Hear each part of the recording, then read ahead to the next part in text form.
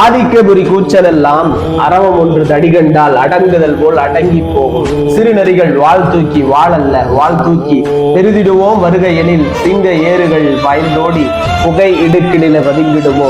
எலிகள் நடனம் ஆடும் இங்கே அதற்கு புலிகள் தாளம் போட்டிடுமோ.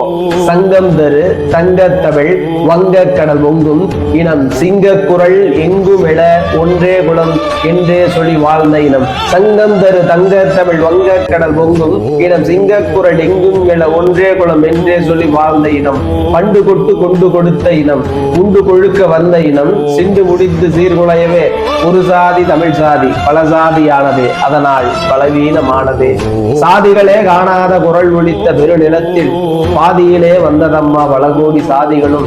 அறநெறியே குறிக்கோளாய் திகழ்ந்திட்ட பெருநிலத்தில் பிறநெறியை பயிர் செய்தார் மலையற்று போன வயல் போல மாறிட்டு இந்த தமிழன் மனம்.